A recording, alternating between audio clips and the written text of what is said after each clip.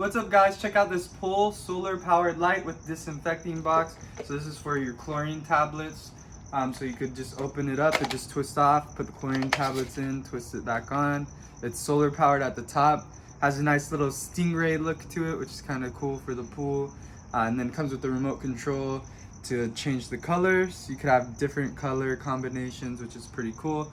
So we're gonna go ahead, let this get some sun tomorrow, and then we'll show you what it looks like. What's up guys, we got it set up out at night. You can see it looks nice and bright.